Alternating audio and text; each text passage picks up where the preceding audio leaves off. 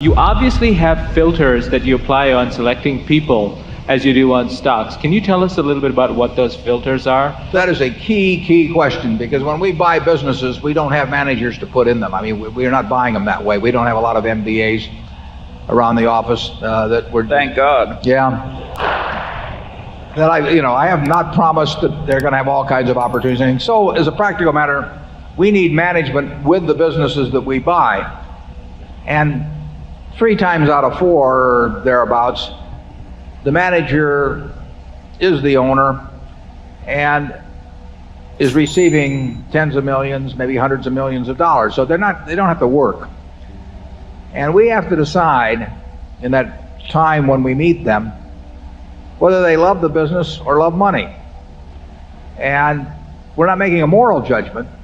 Charlie may, but I'm not making a moral judgment about whether it's better to love the business or love money, but it's very important for me to know which of the two is the primary motivator with them. And we have had extremely good luck in identifying people who love their business. So all we have to do is avoid anything that, on our part, that diminishes that love of the business or makes other conditions so intolerable that they overcome that love of the business. And we have a number of people working for us that have no financial need to work at all, and they probably outwork 95% or more of the people in the world, and they do it because they love smacking the ball. And we virtually had no mistakes in that respect. And we have identified a number of people, Charlie and I have, in terms of proposals to us, where we felt that they liked the money better than the business. They were kind of tired of the business, and they might promise us that they would continue on and they would do it in good faith, but something would happen 6 months later or a year later, and they'd say to themselves, why am I doing this for Berkshire Hathaway when I could be doing whatever else they want to do?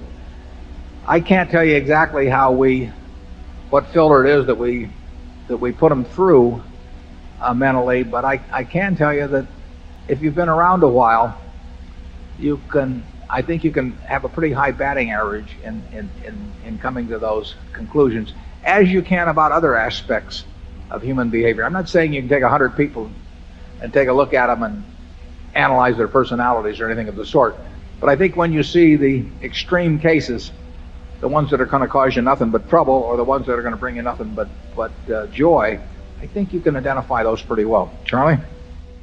Well, yeah, I think it's pretty simple. You've got integrity, intelligence and experience, and dedication.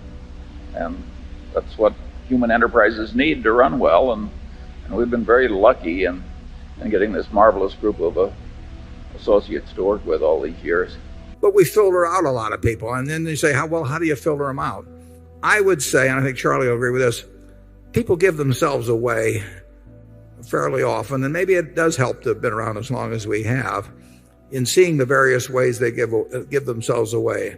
When somebody comes to me with a business, and I probably shouldn't tell this publicly because they'll probably tailor their approach subsequently, but when they come, just the very things they talk about, what they regard as important and not important, there are a lot of clues that come as to subsequent behavior. And like I say, we've really had a batting average I wouldn't have thought we would have had in the people that we've joined with, but it hasn't been 100%. It's been well above 90. And I get asked that, how do you make those judgments? And I don't know, Charlie, can you articulate the way we do it? Well, partly we're deeply suspicious when the proposition is too good to be true.